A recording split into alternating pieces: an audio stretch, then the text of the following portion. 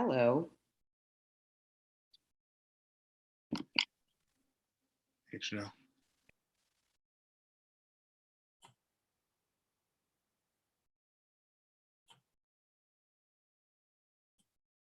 Okay, we are live on YouTube and I'm going to let everybody in. Hey, Delegate Wilkins.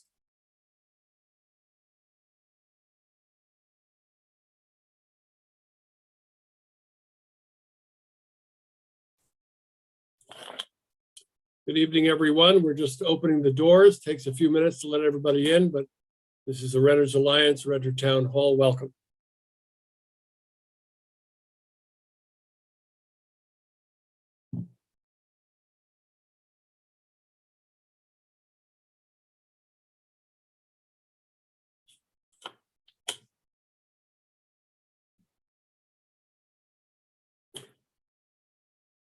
Just letting everybody in the door. Thank you to all of you who are coming in. Good to see you. We'll get started in just a few minutes.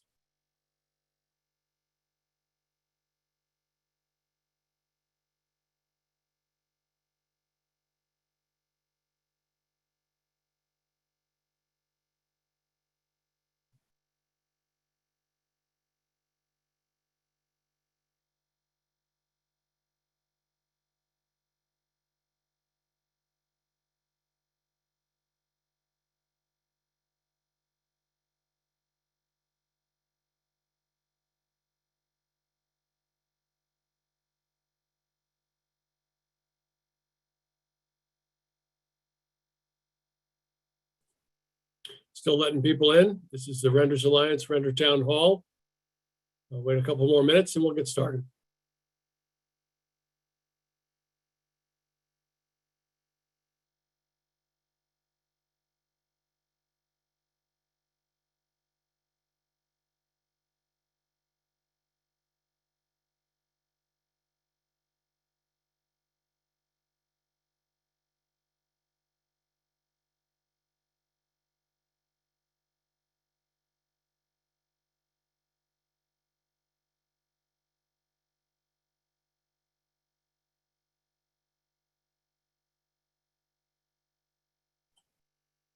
One more minute or 30, whichever comes first.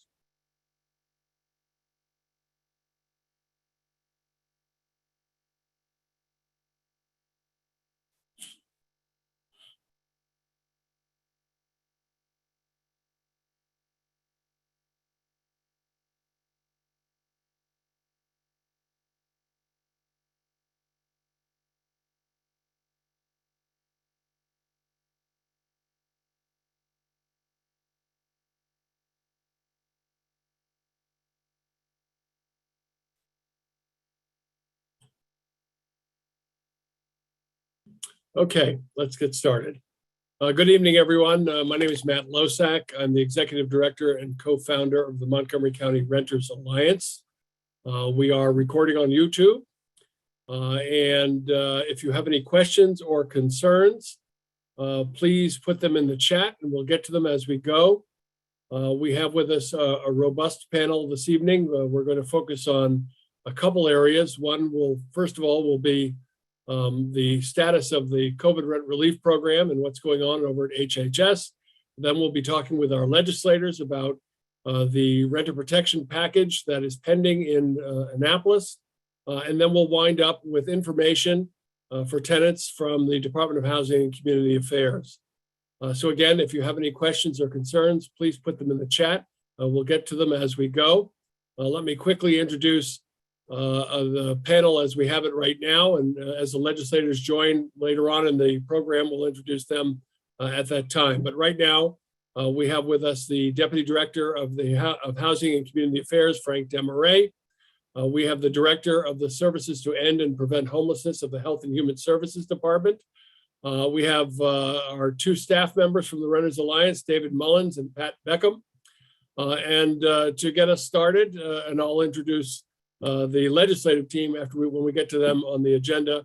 But to get us started is the chair of the board of the Renters Alliance, William Roberts. Will, you want to open up with some remarks? Certainly, Matt. Thank you and good evening. It's good to see everybody virtually. Hope folks are doing well, staying healthy. My name is William Roberts, and I'm, as Matt said, the chair of the board of the Montgomery County Renters Alliance. For those of you who don't know us, we were founded back in 2010 as the region's first and only nonprofit dedicated exclusively to renter outreach, advocacy, organizing, and education. And we hold community renter town halls, these virtual spaces to share information with you all and hear feedback along with our partners. We do that at an average of about every 2 weeks. We also hold apartment community town halls in apartment communities from time to time, and always when requested, certainly by tenants and tenants associations. And so if any of you tonight are on our town hall and are interested in getting more information about that, or would be interested in having some of our outreach staff come out and chat about renters' rights or anything like that, having a community meeting, definitely let us know. You can use the chat function. We will make sure to get your information down and connect you. As Matt said, tonight we're going to focus on a bit of information about renter protection legislation that's pending in the Maryland General Assembly this session. Critical legislation at a critical time in the pandemic and the time of the lives of renters in the state. We have with us 3 of the leading legislators on renter protections, and we'll hear from them shortly. We also have a representative with us from the Public Justice Center, one of our partners, to give us an overview of some of that pending legislation. So looking to get some good information out about that and hear what's going on during session. But just wanted to emphasize a couple of things. Success in the legislative process on these issues that we've been working on for years with partners and with leaders that you're going to hear from, like my board colleague and friend Delegate Janelle Wilkins. Success on these bills really begins with electing legislators who support the causes that you believe in and who support renters' rights. And that means participating in the process, registering to vote, actively voting and participating in our local democratic process, not just at the local level, state level, and federal level.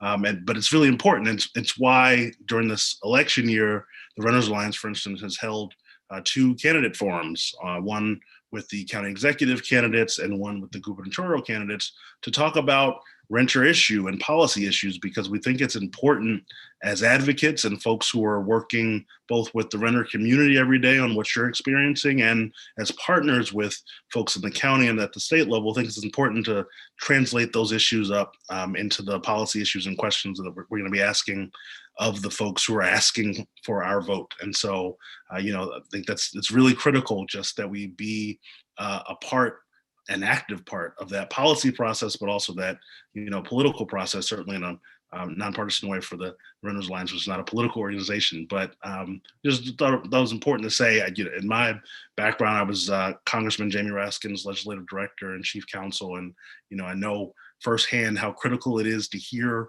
directly from folks on the ground, from renters on policy, from all citizens, to stand up for what they believe in and to be part of the process of actively making things happen through the policy process. And so, if you want renter protections to pass, as we all do, and to improve services for renters, we, as you will hear from our legislators, I'm sure, need to be calling their colleagues and letting them know what we need to see out of this General Assembly, because we cannot leave this session the same way that we left it last time. And so I'm excited to hear from them and to hear what they're going to ask us to do, whether that is to call in, write letters, emails, testify, to let our voices be heard, because we're all trying to make progress together. And that's, really why the Renters Alliance was founded and formed, in part to give renters an organized is key, an organized voice in public affairs here in the county and around the state, and the work that we do with our colleagues in Renters United Maryland and other coalitions. And so tonight we're continuing to do that. I'm really happy to be with all the folks here who are going to help us make that happen. So I'm going to thank you all for joining us. And before we get to that critical conversation, we're going to get some critical information from one of our partners at the county. We'll start with a briefing from Amanda Harris, who's the director of the Services to End and Prevent Homelessness, who's also in charge of the county's COVID relief program. So Amanda, I will turn it over to you, my friend. Great, thank you, William. Thank you all for having me. Happy to share some updates about the COVID rent relief program. So to date, we have actually distributed $67.5 million and have prevented 9,400 evictions. So we are very pleased with the work that we've done so far. We know that there is more to be done, but we have been running a fairly successful program. At this point, we have processed about 77% of the applications, right, in this current round. That means that we have about 2,500 applications left to go through. We expect that we will be able to close out the program and fully process all those applications by the end of this month or early March. I mentioned this on the last call, but I will mention it again, that any tenant who applied before the application portal closed that is deemed eligible will receive funding. So there is adequate funding to provide benefits to any tenant that applied before the application portal closed. We are seeing a higher rate of denials. There's a variety of reasons for those denials. Some of it is about tenants not actually owing anything. So it is a requirement of the program that you owe at least $1,000 in rent. We have also seen an increase in fraud. And that is something that we've heard from our colleagues across the state, that they are also seeing an increase in fraudulent claims. So it's something that we're paying close attention to. We want to make sure that this funding goes to tenants that truly need it, and that it's not being given to folks that are not actually in need. And the other big reason for denials is due to unresponsiveness. So we're not necessarily hearing back from tenants. So I urge you, if you have applied and you are waiting for a call, please answer your phone, please check your email. We do want to be able to provide assistance.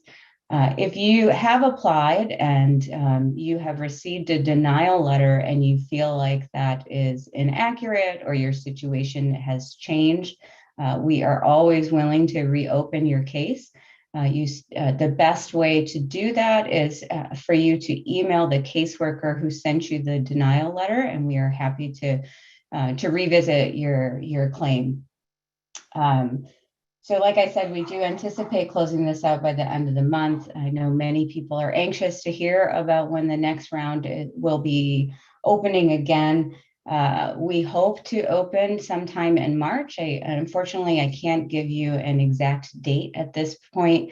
We are making some changes to the application portal based on feedback that we've received from our community partners and from tenants to try and make that process easier. So it's taking us a little bit of time to make those adjustments and establish the new application. Let's see, there's been questions about how much funding is remaining. So we have received $34 million in direct funding from the Federal Department of Treasury. And we have, unfortunately, only received $6.5 million from the state. So we received money for our previous rounds. We received funding directly from Treasury, and then we get a state allocation. We were anticipating our state allocation this round to be similar to the previous round of 20 to 30 million, but we are only receiving 6.5. We also need to use some of this new funding to close out the current application. So the remaining funding is around $34 million. Unfortunately, because of that reduction from the state, we do have to severely limit the eligibility criteria for this next round. This is not something that we had wanted to do. We had actually hoped that we would be able to broaden the eligibility criteria and serve more renters. But there's a big difference between 30 million and 6.5. So The good news, though, is that we will be able to provide utility assistance in this next round, which we had not done before. Some tenants will be able to reapply if they are still in need of assistance. But we will only be able to provide arrears. So in the previous round, we provided arrears and prospective, so future rent. This time, we're only going to be able to provide the arrears. I think that's all I have to say about that. I just want to emphasize that this is not this is not the place that we wanted to be. We really wanted to be able to make improvements to the program, not restrictions. We have repeatedly asked the state for an explanation of why we are receiving less funding. Their reasoning is not clear to us. Their argument is that we received additional funding from Treasury this time, so they have reduced our amount of state funding. That's problematic because we received additional funding from Treasury based on having high need.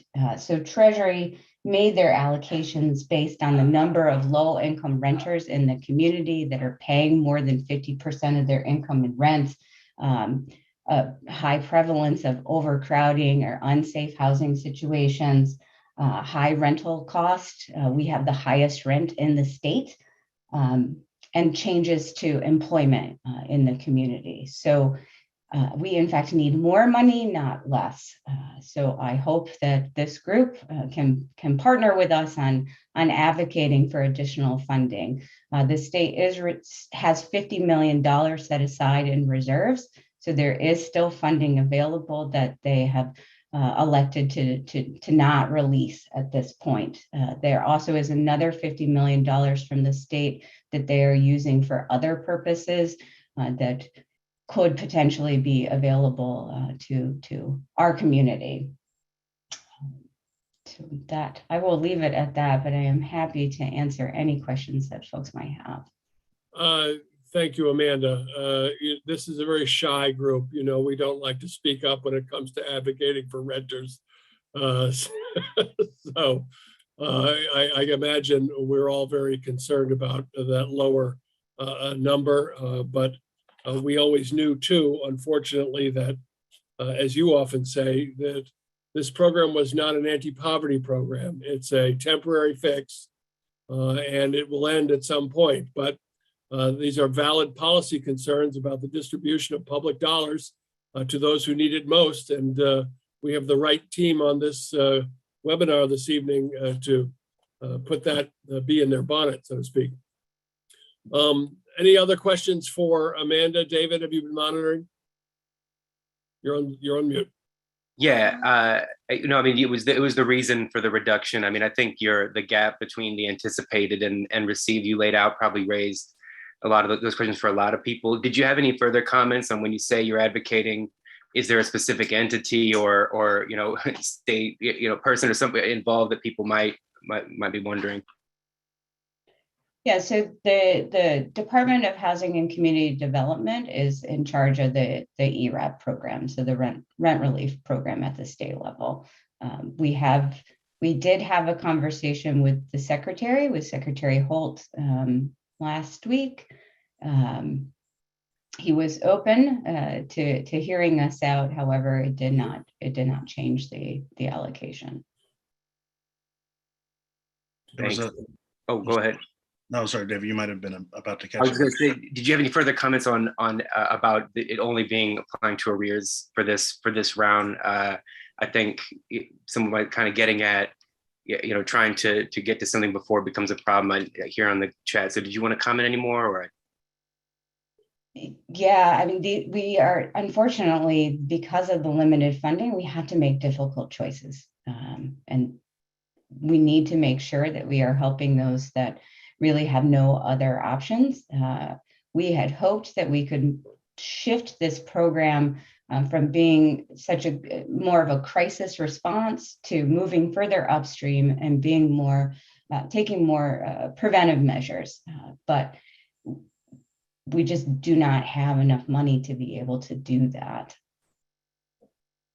There are a couple of questions, I guess, about what kind of reductions other jurisdictions around the state are getting. I don't know if you, either in your conversation with the secretary or in your conversation with your colleagues around the state, have information about that. But Sure, I have information about that. That information is actually posted on the DHCD, the Department of Housing and Community Development has they have a website and they have a dashboard. And so the allocations for the other jurisdictions have in fact been posted on the dashboard, and they are the other jurisdictions are not actually getting a reduction. In fact, many of the jurisdictions are getting an increase.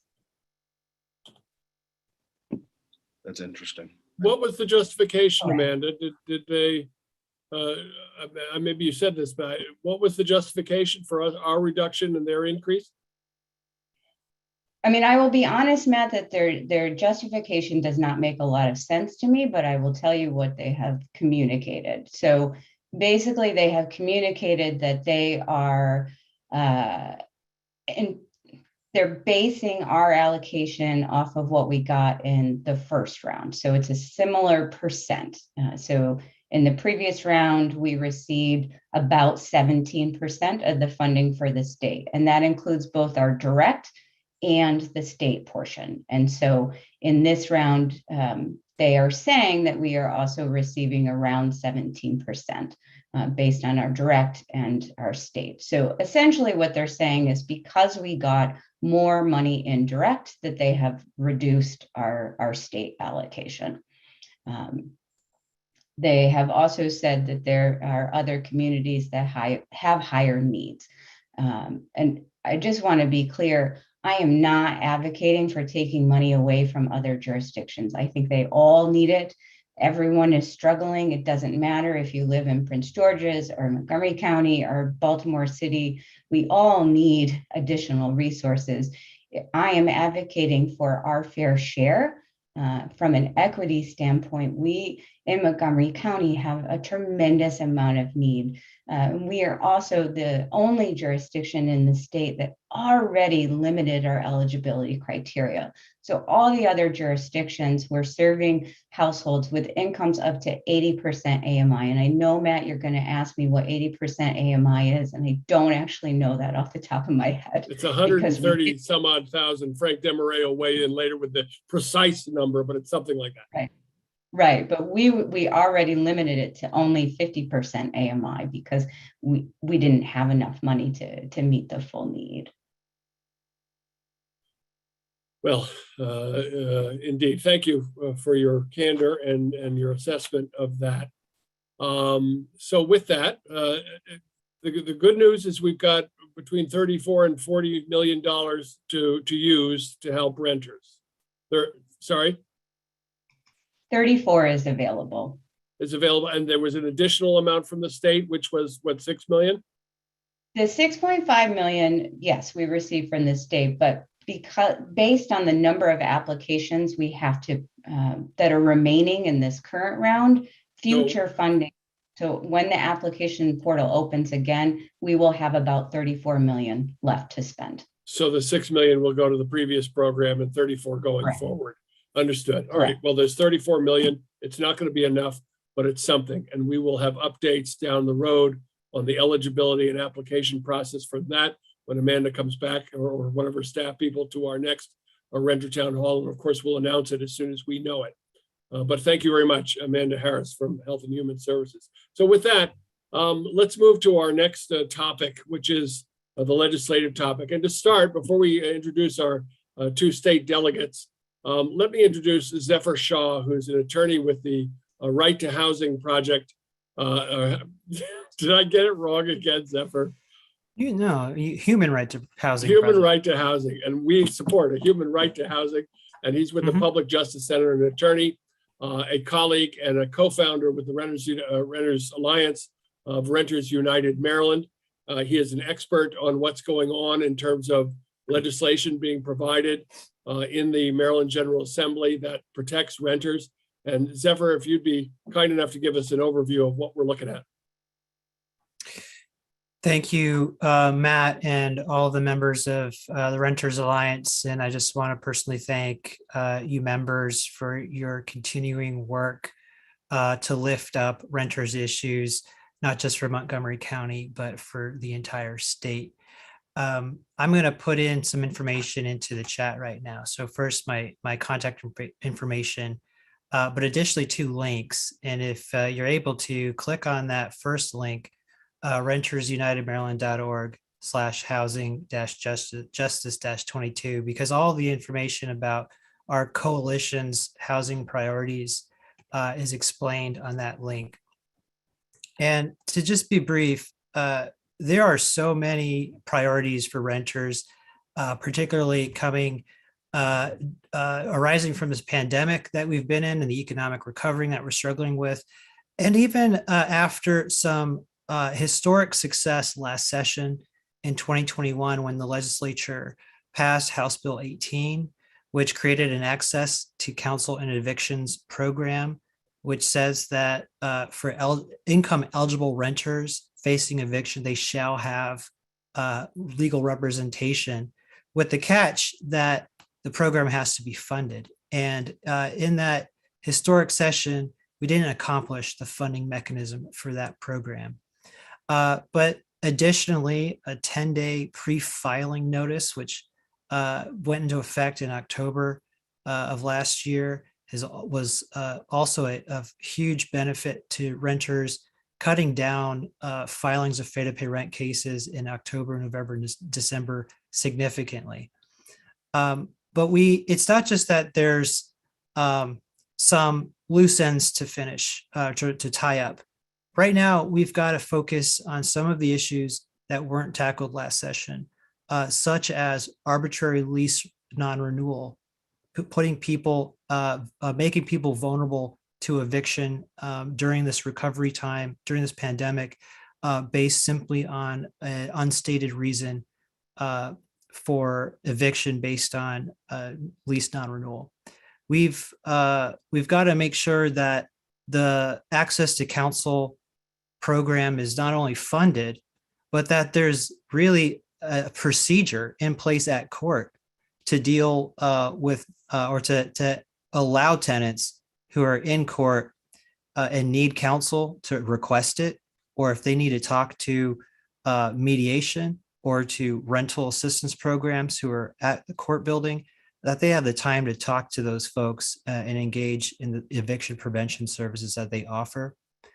And then finally, we've got to get bad actors out of the eviction procedures. Unfortunately, the Court of Appeals at the end of last year said basically that an unlicensed landlord can use lease non-renewal and the ensuing court process of tenant holding over to evict tenants and use that process to threaten tenants to pay up before they have to leave.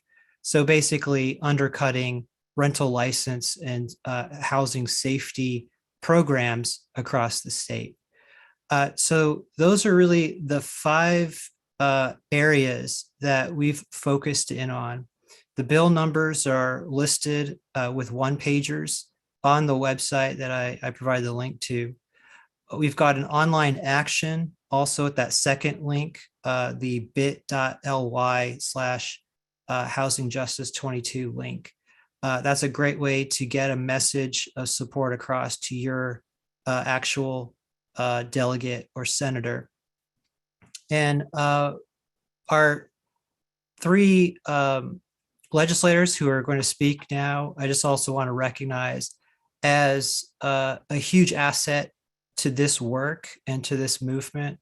When Matt Losak and I were starting out with Renters United a number of years ago, we didn't have champions like these, like Delegate Wilkins and Delegate Stewart and Senator Smith. So I just want to thank them. And now we can hear about their work in this session. Thanks a lot, Zephyr. You are a true resource. Will Smith, our senator, is of course juggling multiple things and he's probably going to be late, but we do have with us 2 star delegates who happen to also be on the Renters Alliance board of directors, not uncoincidentally. So I'll leave it to the two of you to decide who goes first. Who could click off their mute first? Go. Okay. Hi, everyone. Good evening. It's wonderful to be with you tonight. I'm State Delegate Janelle Wilkins. I represent District 20 in the Silver Spring, Tacoma Park area. And I'm also a proud member of the executive board of the Renters Alliance. And even before I was a board member, before I was a delegate, working with the Renters Alliance as a board member to advocate for many of the protections that we do have now in Montgomery County. So thankful to Matt and all of his work and all of his leadership. Session is underway. We are working now as legislators. As you know, session is 90 days long, so we convene in January and we adjourn in April. And in those 90 days, we introduce legislation on all types of topics. And there's several bills this year that deal with evictions, that deal with renter protections, and we have to ensure that we get them done and ensure full passage. If you've been on this call before, you have heard me talk about just cause eviction. And you would know that just cause eviction deals with at the end of your lease, requires a landlord to provide cause if they choose not to renew your lease. We want to ensure that there are no unjust evictions that take place in our state. And we know that end of a lease is the easiest way that landlords use to remove people from their homes. And so that just cause eviction bill is HB 881. Thank you so much to Zephyr for putting it in the chat. You can take a look at it there.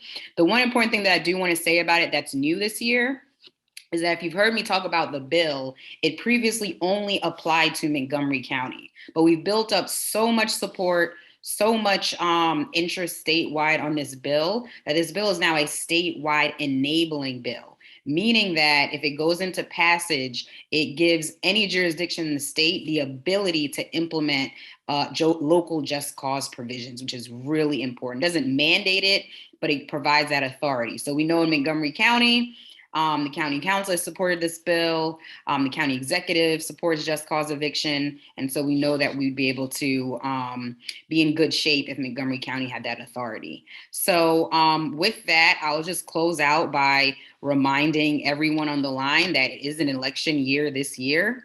Every single one of us are up for election. The reason I say that is because it's critical that you demand, and it's most salient this year probably than any other time, unfortunately, that anyone who's asking for your vote, anyone who's reaching out to you, if you're on their email list, that you're asking them, what are they doing for renters? How are they working and advocating to protect you and your home and your roof over your head? So you should be getting your ballot request in the mail. If you'd like to vote by mail, you can request your vote by mail ballot.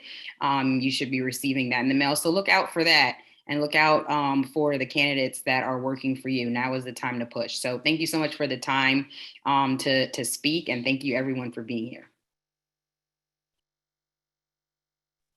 On. Sure. Thank you, Matt. Good evening, everyone. I'm Delegate Vaughn Stewart. I represent District 19 in the House of Delegates, which is parts of Silver Spring and Rockville, the unincorporated parts of Rockville. As Matt mentioned, I serve with Delegate Wilkins on the board of the Renters Alliance. And in fact, I first got started in Montgomery politics when I tried Montgomery County politics when I tried to form a tenants association in my own building in downtown Silver Spring. And we had our inaugural kickoff meeting, and Matt was there, and then Council Member Elbert was there, and then State Senator Jamie Raskin was there. And the landlord called the cops on us, and we pressed on nevertheless. And that was kind of the kick in the rear end I needed to get active in Montgomery County. I love that story. We can't tell it enough. Okay, well, I pretty much tell it every time, so I'll keep doing it. As Janelle mentioned, we're sort of in the thrust of the legislative session now, and as Zephyr mentioned, there's really been a sea change in the last few years. Part of it is new folks getting elected. Part of it is the pandemic, but there's really been a turning of the tide in Annapolis over the last couple of years, whereas before, a lot of renters' bills never saw the light of day. They were snuffed out as quickly as they were introduced. And we had a really hard time even passing really watered down, really milquetoast legislation out of one chamber.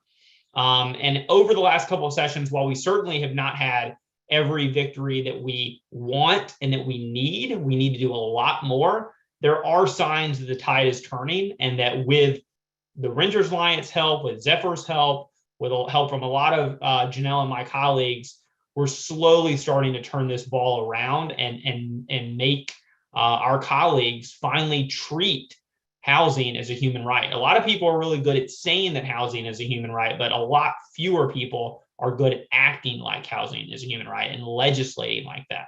So just very briefly, I have a whopping 9 bills this session that I'm introducing that touch on housing in some way. I am not going to talk about all 9. I'm just going to talk about a couple real fast. The one that's on the Renters United priority list is a bill that I'm doing with Senator Shelley Heddleman, who's been a big champion for us. She's in Baltimore County, and that would require judges to pause eviction proceedings when either a tenant or a landlord has applied for rental assistance. And that's really important. And first of all, it's just immoral to kick someone out of their home when there's money available to keep them in their home. That's just something we shouldn't be doing. We shouldn't be evicting people simply because county governments are understaffed. And secondly, the bill really is going to be a huge game changer for the administration of these county rental assistance programs, because if tenants can secure a stay, they're going to be motivated to apply. Certainly, tenant advocates are going to be more galvanized to help increase the number of applications, and landlords will be encouraged. Most importantly, landlords will be encouraged to apply early on in the process rather than risking the tenant getting a stay later on in the process once they've already gone to court.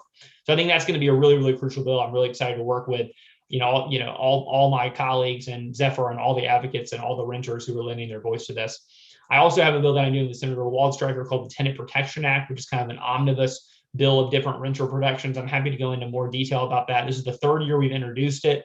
It's passed the House 2 years in a row and failed in the Senate 2 years in a row, but I'm hoping now with Senator Waldstreicher being the Senate sponsor that we'll finally be able to get that over the hump. But it deals with a number of different issues, from security deposits being withheld to the transparency of utility bills to the formation of tenants associations, and to protections for victims of abuse so that they can break their leases early. So it kind of covers the gamut.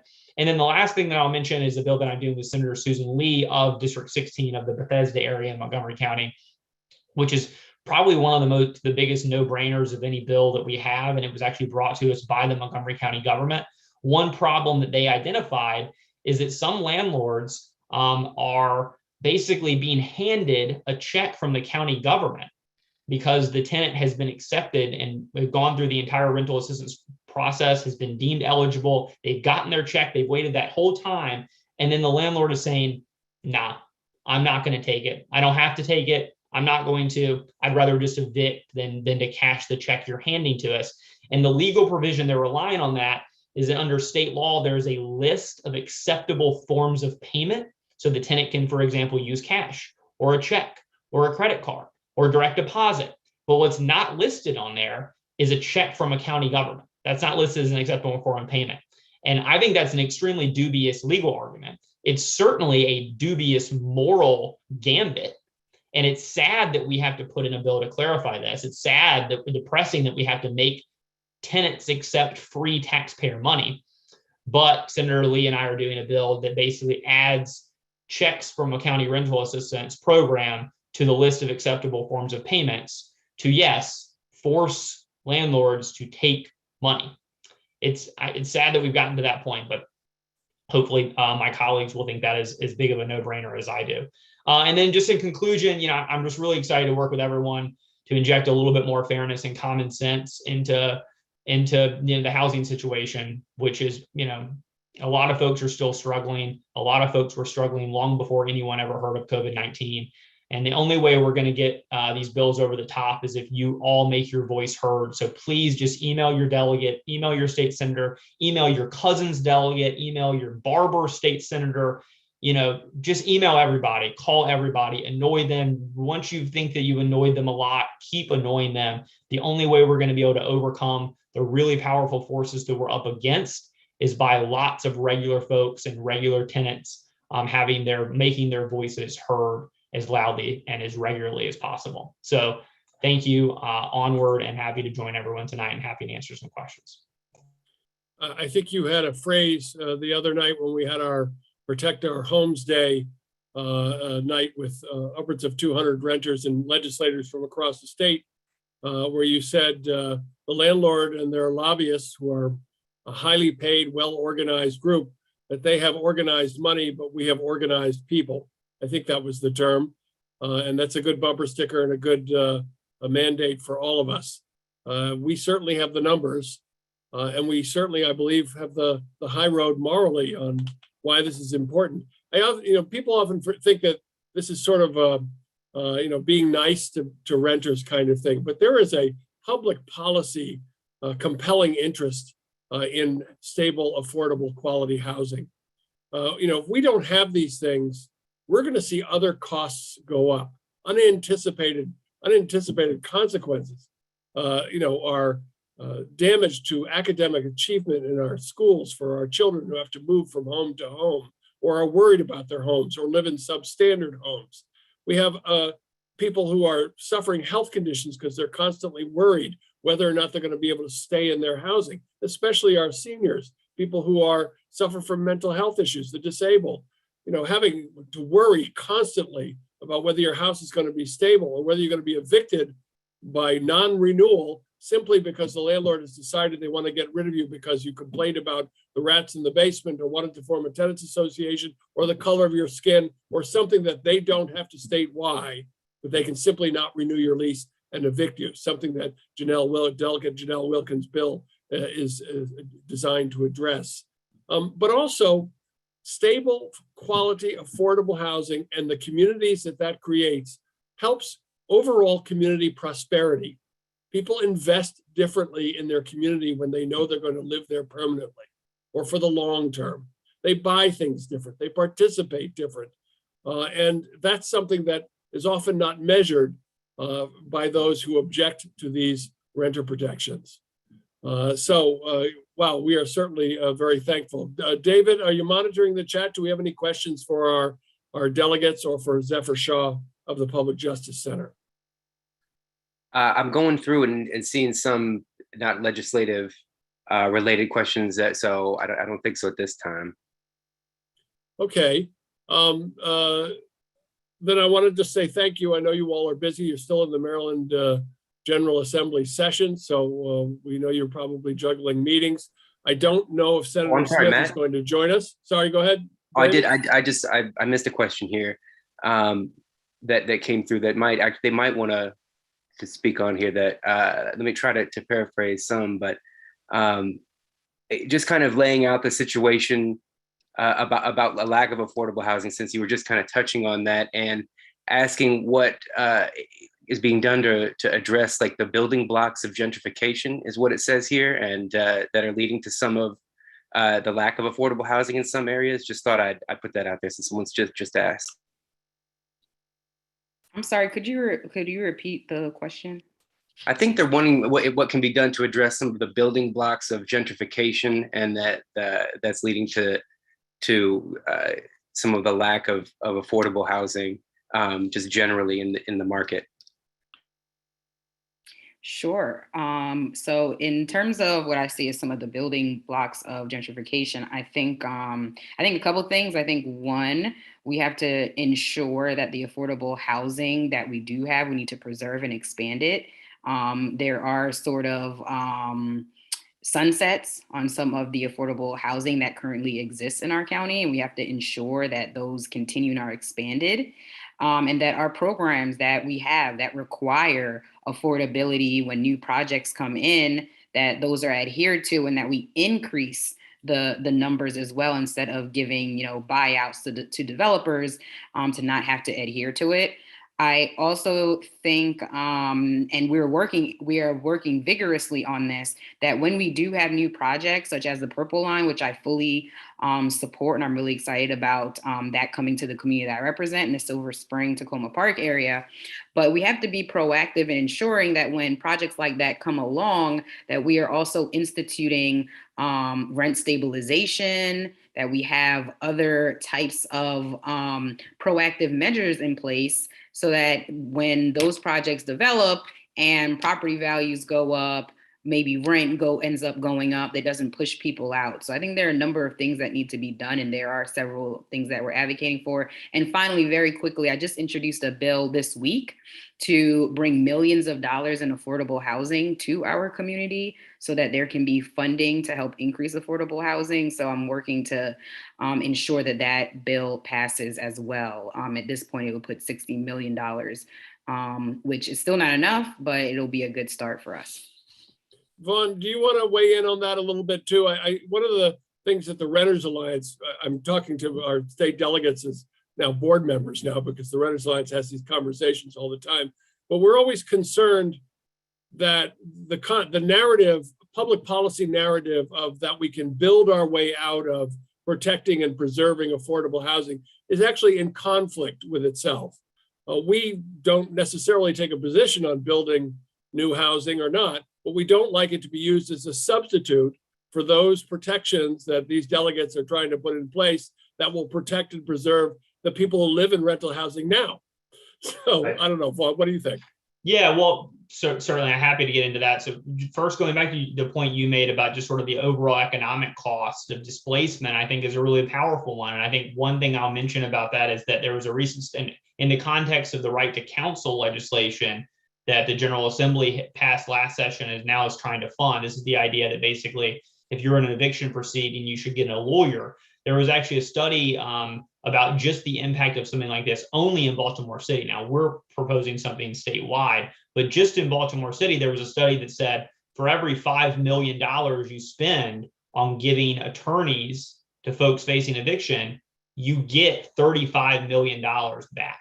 So it's a 7-to-1 investment when you give a tenant a lawyer. And the reason that's the case is because evictions are not only violent for the people suffering them, they are catastrophic for all sorts of other social services and the social safety net. Because once folks are out on the street, it's costly to make sure their lives are put back together. And it has all sorts of unintended consequences, including, as you mentioned, Matt, for the educational system. On this point about trying to slow gentrification, we have to be really careful. I mean, on the one hand, we know that the private market alone is not going to solve the issue with the lack of affordable homes. And we know that because it has tried to do so for decades, and yet we still have housing scarcity for people who need housing the most. So it's a tricky balance. On the one hand, we absolutely need more homes. You know, don't believe people when they tell you that we have enough homes. We absolutely need more homes, but we need to make sure the homes are for people, primarily for people who need them, meaning on the affordable and the middle income portion of the scale. Now in Montgomery County, you know, as Matt will be the first to tell you, renter and just resident scarcity and housing unaffordability goes all the way up and down the income spectrum. So this is something where we need to be adding homes along the income spectrum, but it doesn't necessarily have to just be the only thing we do in Montgomery County is build high-rise luxury apartments, and then we just call it a day and we assume that that's going to somehow solve the problem. We've got to be creative. And so one thing I've been pushing for a number of years in the General Assembly is trying to look at how we can create more funding for public housing, and public housing that's mixed income and available for folks as really a public option, kind of like, you know, the public option that was debated in the healthcare sector at the federal level. You know, just trying to be inventive and looking at what other countries have done that have been more successful than we have at solving this problem. And so it's a really complex topic, but I think the bottom line is that the housing crisis is so deep and so acute, you can't fix it with just one little Band-Aid here and there. You've got to have renter protections, you've got to have rent stabilization, you've got to have subsidies, and you've got to have new supply of affordable housing. And if you just try to do it with one lane or another, you're going to fall short of this huge problem that we have. Yeah, a terrible statistic, and my exact numbers are always wrong, but the proportion is right. We have about 16,000 vouchers in Montgomery County and a waiting list of 30 or 40,000 for people who still are desperate for those vouchers. So that shows you the tremendous need. Zephyr Shaw, did you want to weigh in on this topic of building our way out of it versus the renter protections we need now? Any thoughts in that area? The building debate's a little outside of my expertise. Is just an attorney who does eviction defense. But I think that it's clear that we have an under supply of affordable units, causing the demand for scarce and often even just substandard housing. So it's a little afield of what I do with just trial work. I would also just point out, as I said in the comments, that there is a rent increase restriction bill that will be in Delegate Stewart's committee, the House Environment and Transportation Committee. That's House Bill 551, which would restrict rent increases to 2% per year for certain types of housing, which would not be new housing. So it'd be buildings that are built 1990 and before that are at no more than, I think something like $2,600 in rent. And there's different specifics to that bill, but it'll be in committee next week. If you want to provide testimony on that bill, you'd have to do that on Friday before 3 p.m. Noted. Thank you. Any other comments from our delegates or anybody else? Then I want to thank you all again. You're terrific. We support you. You are champions to the renters in this region, as is Zephyr Shaw and the tenants everywhere in the state. And so we want to thank you and thank you for coming. And we'll move on now to Frank Desmarais, the Deputy Director of the Department of Housing and Community Affairs for Montgomery County. Frank, you with us? I am, and just thank you very much, Matt. Thank you for the discussions we've had so far. These are all critical issues for all of us in the county, not just for the renters. So appreciate the update. I also want to thank everybody that's come to the meeting. And I like to start when we talk about the updates that we're going to share with you. We ask you to share with others. So it's our most difficult job is that we have 130,000 rental households in the county. And while Renters Alliance gets a good turnout, hopefully if each of you can share this with a handful of others, we can multiply that. So I'll leave you with that. At the Department of Housing and Community Affairs, we have responsibility for supporting landlords and tenants, the Office of Landlord Tenant Affairs, and we respond to any questions or concerns and complaints. If you have a specific issue or action that you believe needs to be followed up on, we strongly recommend filing a complaint. There's a process for that at our website. There's online access to filing complaints. But there's also the county's general phone number, 311. You just dial 311 in the county or 240-777-0311 and put in a request. It'll be logged in, it'll be tracked, and someone from the Landlord Tenant Affairs Division will call. Same process for any complaints about the condition or the safety and health issues related to your property.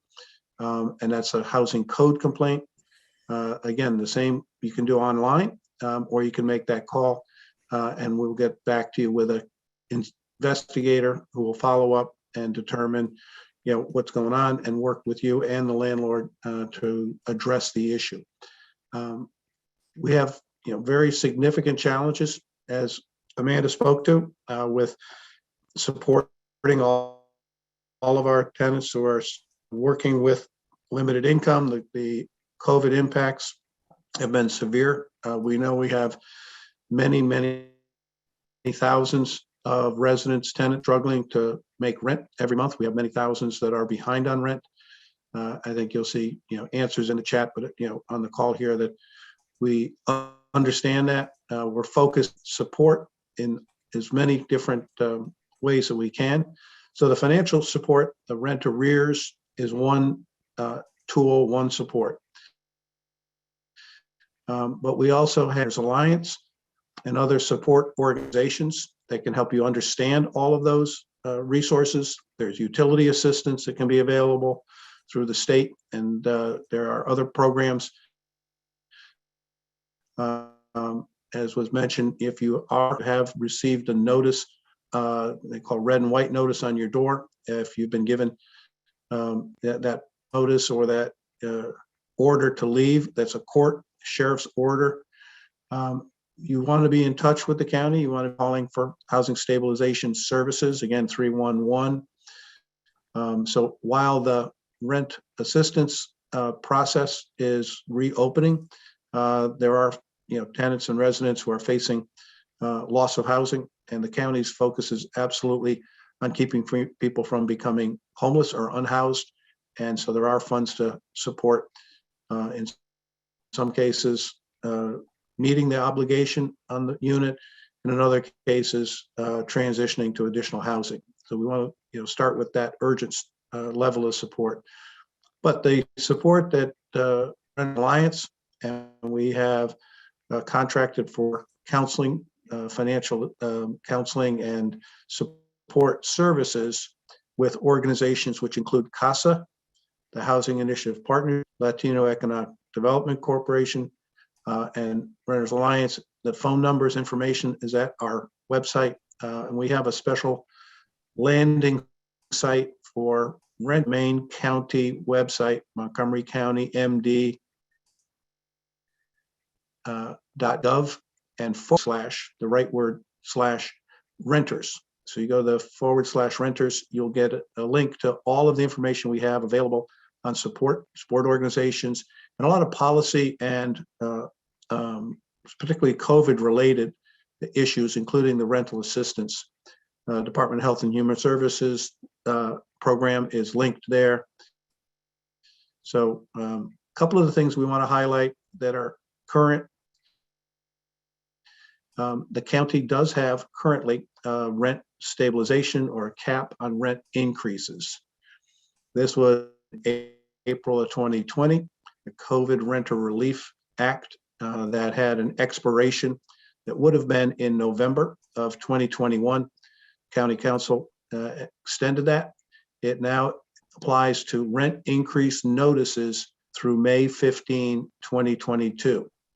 So until May 15, 2022, a rent increase notice from your landlord cannot exceed the then current county voluntary rent guidelines. So each year since 1983, the county has published, and it's required and defined in our law, published guideline that the federal labor statistics, the Labor Department publishes for the DC metro area average rent, and there's an index that changes a little bit each month. Over the course of 12 months in 2021, it was 0.4%, and we published that this past Friday, February 4. So the county has always had this voluntary guideline. It has never been a requirement or restriction on rents until the April 2020 COVID law. And that law will expire, unless the county extends it, but will expire May 15, 2022. And the number that it's capped at changed on Friday. So between February 4 and May 15, if a landlord gives increase, it cannot increase the rent by more than 0.4%. Prior to that, the number that was calculated the prior year was 1.4%. So if you received a rent increase notice in December, January, or before February 4, into effect 90 days after that at 1.4%. So the rent 15 will actually affect rents through August. So there's no tenant in there than the voluntary rent guideline till August of 2022.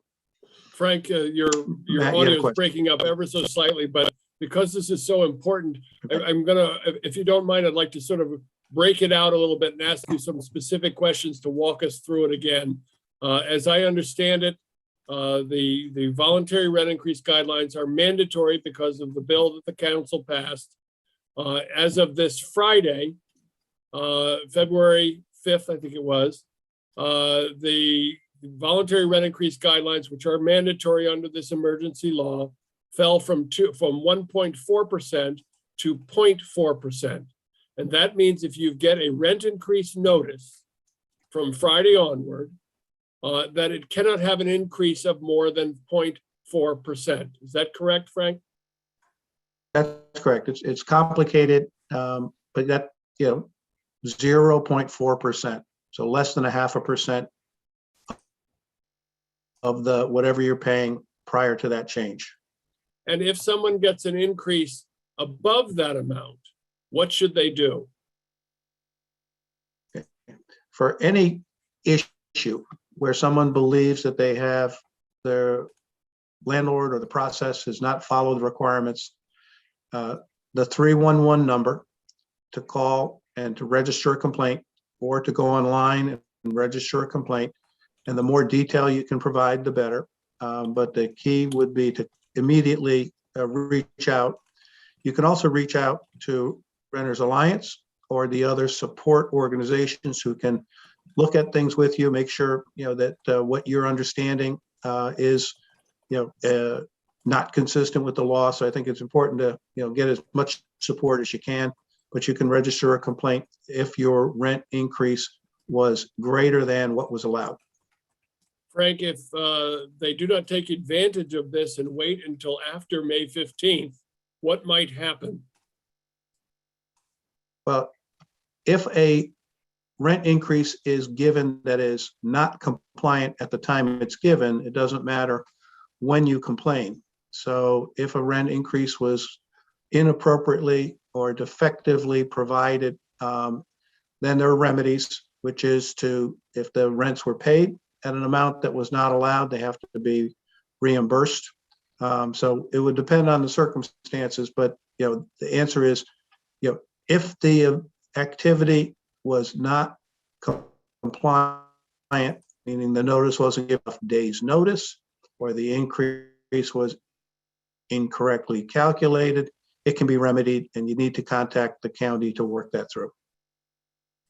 Okay, so backing up again, the original law kicked in April 24th, I believe, of 2020. And at that time, the rent increase cap from the voluntary rent increase guideline, which became mandatory, was 2.6% until last February, when it fell to 1.4%. And now this February 5th, it is now 0.4%. If you're confused and you're not sure if you've got an increase that's at or below those levels, you can contact us. Obviously, you can contact 311 and speak to a landlord tenant, but it's very important that you take advantage of this emergency law to keep your home stable. There is a tremendous amount of pressure in the real estate industry to see rents go up. Reports in the Washington Post and the New York Times and other places are showing that the Washington, D.C. region, New York, Seattle, San Francisco, and other regions in the country are seeing heavy pressure to raise rents, some as high as 30% or higher. So this is an emergency measure intended to keep the rents affordable, the increases just enough to have landlords keep up with expenses. But we have no guarantee what the rent increases are going to be like after this protection expires. Frank, what else? Okay, so in addition to the limit on the rent increases through May 15, the law that was passed in November last year provides that any late fees that were charged and not yet collected, that might have been assigned to a rent ledger, have been charged to an account. If the tenant meets certain criteria, the late fees must be waived or can be waived. And the criteria are that the tenant needs to state that their income is below a certain threshold. It's stated as 50% of the area median income, but there's a table on a form that you would fill out. And if your income based on the number of people in your household is below the amount on that form, if you can state that you had a loss of income due to COVID, and it gives a criteria that you can make that assertion, you can sign that form and you can give it to your landlord. And if you've had late fees assigned to your account that occurred anytime from the beginning of the pandemic in March of 2020, and those fees have not yet been collected, the landlord has to waive those fees.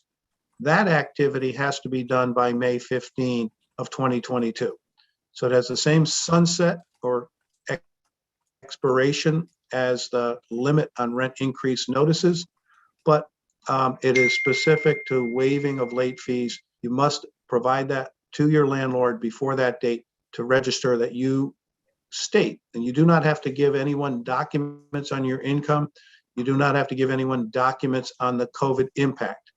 You have to simply make that statement, and by signing it, you're swearing that it's true. But that is a protection that's available. The county council and the county decided that it was appropriate in this time of duress that people who are behind on their rent, if they can pay up the rent due, it's appropriate to waive the late fees to catch that up.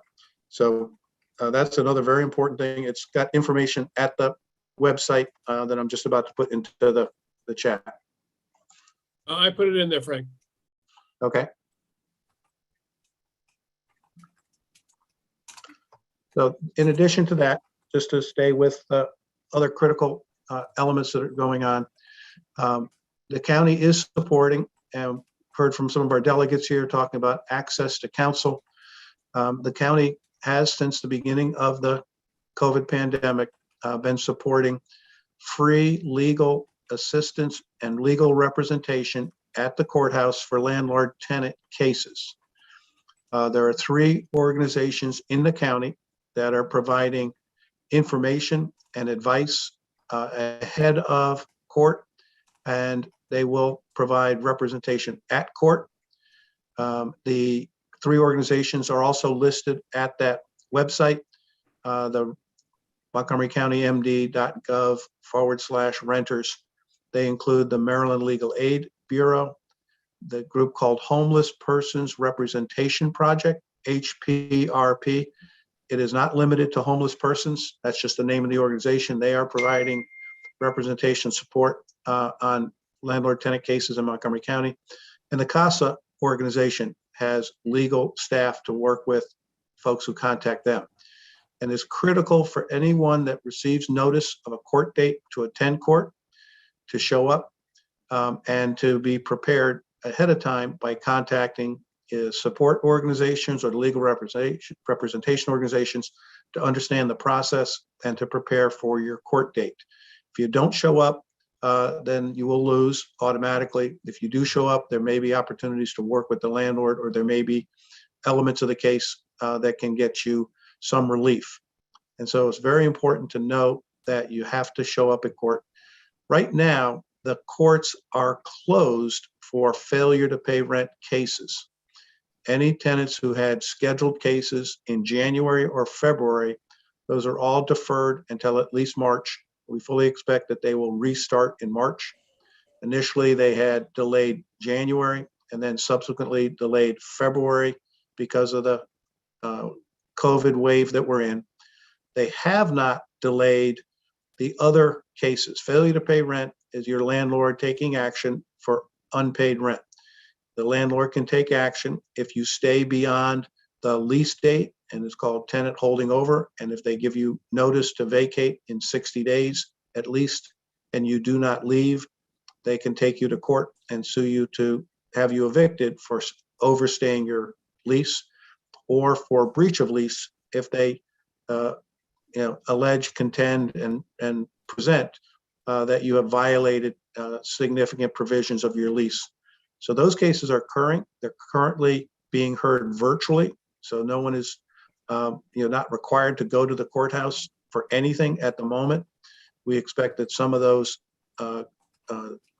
Zoom or remote cases that are continuing will be resumed in the courthouse before the end of February, but that's to be determined. The other significant element of the court action is that they are continuing to issue the final writs, or the writ that the landlord has won a judgment against the tenant. The court then gives the landlord what they call a writ of possession, and that's the eviction notice. And that is given to the sheriff's department, that then works to schedule an eviction, generally 3 to 4 weeks after the writ is issued. And you have that amount of time to try and work with your landlord to pay up. If you have COVID rent relief application in, that's where we need to know about it at the Department of Health and Human Services with your case number and case management. But that's a process that is continuing, and people are being evicted while the courts are not hearing new failure to pay rent cases. So it's, again, very important, if you get these notices, to seek support. The county's Office of Landlord Tenant Affairs is available, and you don't have to call us just for complaints, but you can contact us for support to understand that process. We've got materials at our website, but you can also call and ask for someone to get back to you to help you understand. Legal assistance, counseling assistance, and county Office of Landlord Tenant Affairs to help you understand it. And if you are facing loss of your housing, Department of Health and Human Services, the Housing Stabilization Services need to be contacted for financial assistance to avoid not having any place to stay, and help with either transition or working something out. Frank, we got a couple of questions about the rent cap related to the rent cap law, so we don't lose that. Just to tell everybody, Frank Desmarais is the Deputy Director of Housing, but he's filling in for the recently retired Rosie McCray Moody, who was the manager of Landlord and Tenant. He's doing a yeoman's work, doing what she would have done.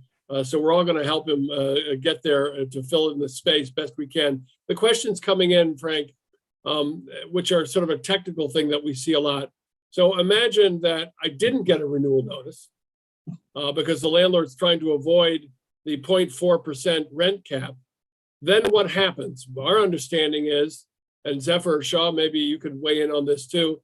Our understanding is that if your lease expires and they don't give you 60 days to move out, that you automatically go month to month.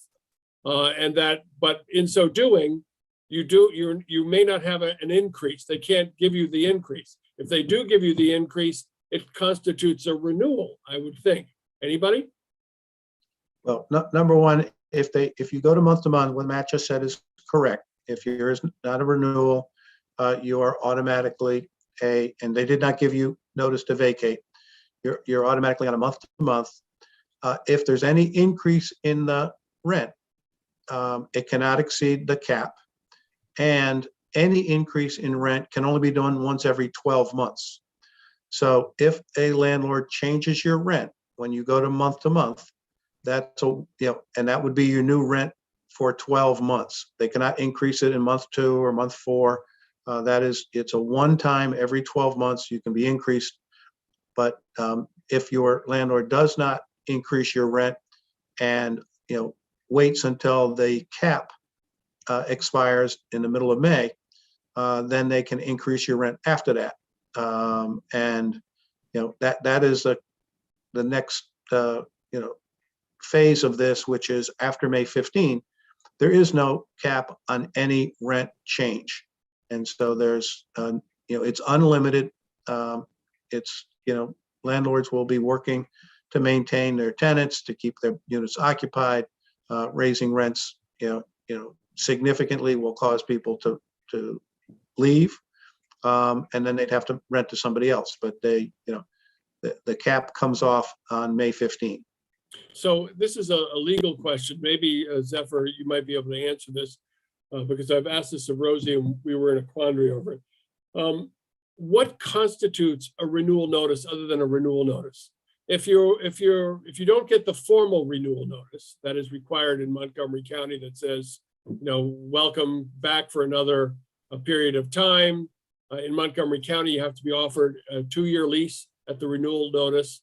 And that it has to include certain elements like your current rent, the voluntary rent increase guideline. I would imagine now it has to also include that that's a cap until May 15th. The percentage increase and information about how to contact the Office of Landlord and Tenant Affairs if you believe that the rent increase is excessive, or some other required elements. But let's say you don't get that renewal notice, that proper notice. But you do get a notice that says, we're raising you're going month to month and we're raising your rent 0.4%. Does that constitute a renewal, or what would that be? Well, Matt, I'm not very familiar with Montgomery County's local provision on rent increases, and different jurisdictions are going to have different language about that as a matter of just state law. For instance, if a tenant has had their rent increased by that type of notice you described, and they fail to pay that full amount, and they end up in a non-payment of rent eviction case, I think many judges would accept that notice, just stating I'm increasing your rent. This month-to-month tenancy is going to have a higher rent, next month. Most judges are going to accept that as a valid notice. As valid notice. So then the question goes back to the Office of Landlord and Tenant Affairs, Frank, which we continue to bother with this stuff. If it constitutes any kind of, if they get an increase on a month to month, and it constitutes, in effect, a renewal notice, then the law that the Renters Alliance fought for years to make happen, to require that renewal notices include a 2-year lease option, ought to come into effect. You don't have to answer that now, but that is something that we'd like to see. Yeah, I think the challenge you're putting there is, we are automatically considered a month-to-month tenant, and it does not involve, an offer of a lease, and so it's not required to offer a 2-year lease. Is the application of the law at this time. Right, but the one nuance is, it's true if they do nothing, you go month to month and you stay at the same rent. But if they send you something that says you're going month to month and your increase is the following, it constitutes a renewal notice. That's the thing. Okay, I think we'll have to take that offline.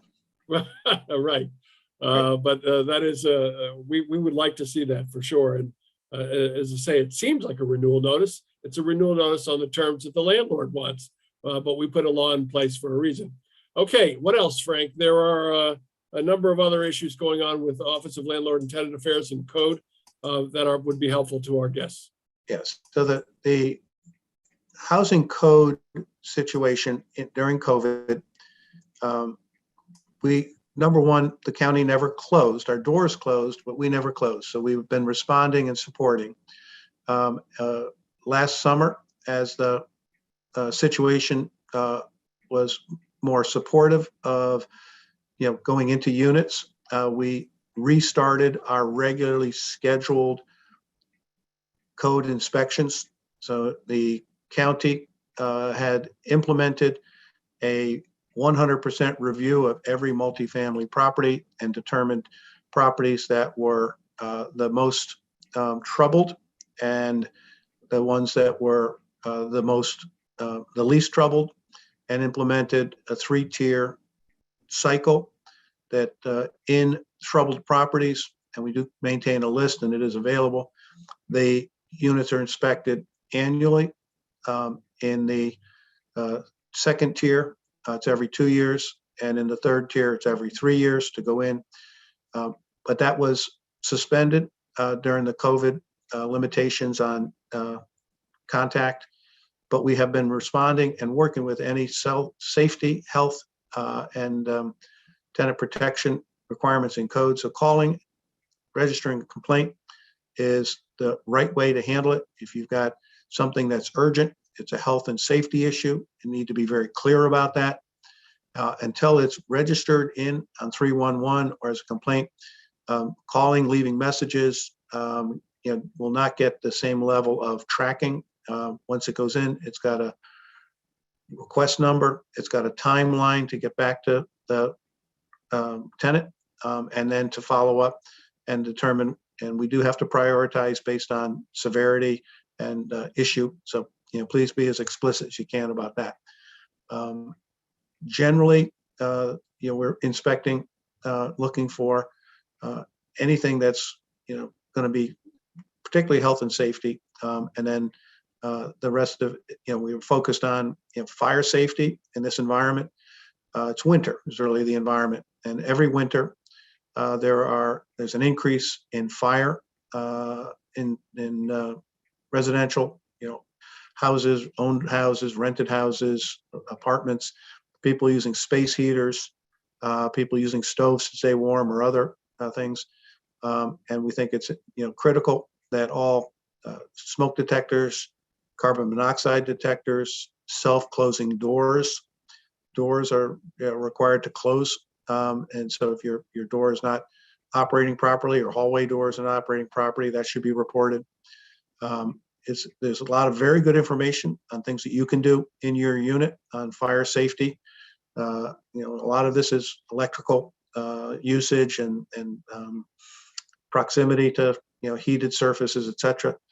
The other code changes that have occurred fairly recently is that units that report and request a window guard, units where it's reported that a child under the age of 11 occupies the unit.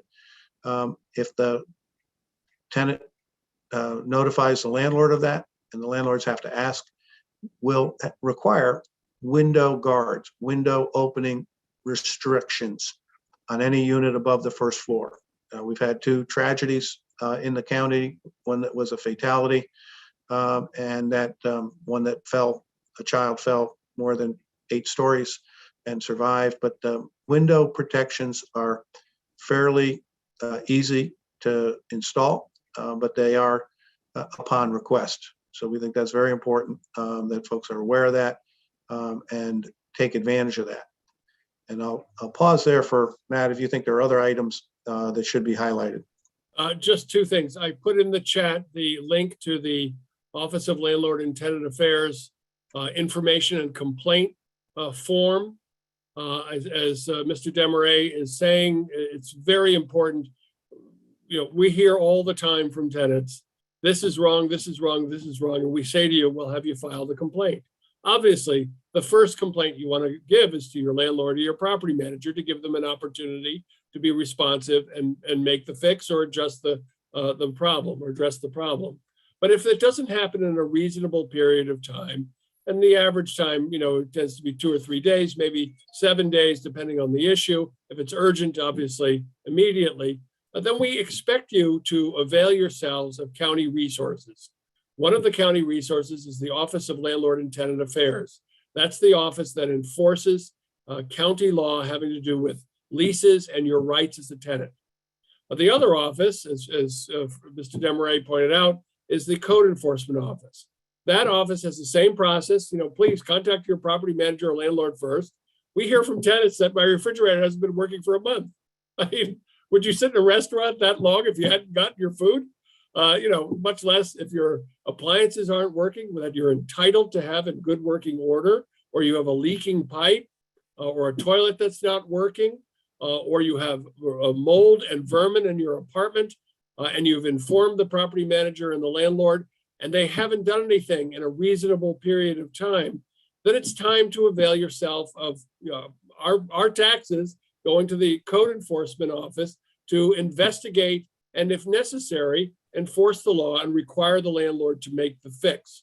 So I put both links to those different offices that are under Frank Desmarais' auspices so that you can avail yourselves of it. We don't want to hear about these problems that are going on for months at a time when you're entitled to have those services, to have those functioning appliances, and to have your apartment safe and in good working order, and so that you can have quiet enjoyment.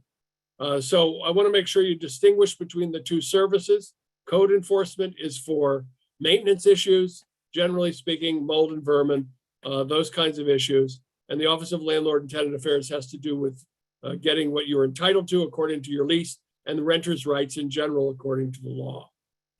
Frank, I want anything to point else? out that both of our Office of Landlord Tenant Affairs with that Landlord Tenant Handbook and our Code Enforcement Handbook are online, and they're available in the languages the county supports.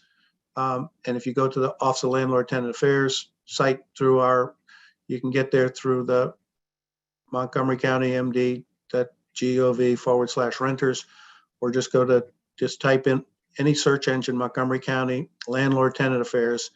The handbook spells out a lot of what we've been speaking to in general, protections, rights, and process. And the same thing for our code enforcement. We updated it in the past year. It's interactive. You can see pictures. You can see things that will help you understand what the code involves and requires.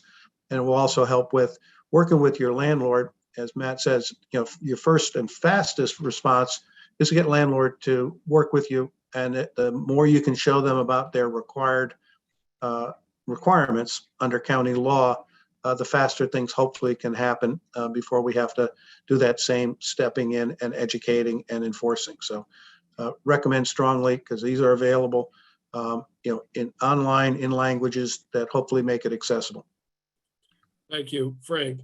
David Mullins, do we have any questions or concerns we haven't addressed? We've got a couple of minutes. A couple I'll throw out there from earlier that I don't know if they got addressed. One, someone mentioned they are not being allowed to put one of the Ring cameras on their door. They've seen that in other places in Silver Spring, but they're being told by their landlord they're not allowed.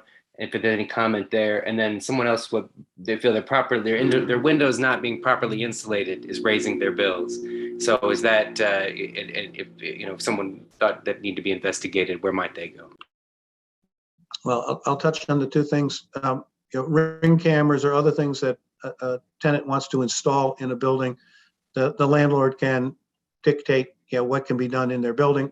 And so some buildings can choose to allow one thing, and others can choose to allow another. So there's not a right to that type of installation. When it comes to the, what was the other topic there, David? And then the energy bills going up were actually related to windows not being properly insulated, perhaps? Yeah, and that's, the code requires that property be heated to certain degrees. The insulation of the windows is not a regulated activity. If the windows are broken, if the windows do not open, if something is not functioning, that's a issue that we can address through code compliance requirements. If it's the degree of insulation, then it is not a code issue. But if a window is stuck open or can't be is not functioning, Not sealed. right? Doesn't seal. But so it's a degree of question, and I would again say if you determine that you believe that it is not functioning and not providing what you expect a window to provide, the degree of insulation is a question. But you can contact through the 311 issue, register a complaint. It can be looked into. Let me quickly address this one, as I know the answer. If your lease says that your utilities are included, they can't double dip and charge you utilities until the end of your lease, at which point when they renew the lease, they can put an addendum that says they're shifting that burden onto you. But they can't charge you and then say it's included in the lease during the period of the lease. Zephyr, if I'm wrong, wave your hands, but I think I'm right. Think I'm right. Okay, good enough for me. All right, in the last minute, let me say thank you, first of all, to Delegate Vaughn Stewart, Delegate Janelle Wilkins, to Zephyr Shaw, our expert attorney from the Public Justice Center, who has been a terrific resource for us in monitoring the renter protection legislation, not just in the Maryland General Assembly, but year round.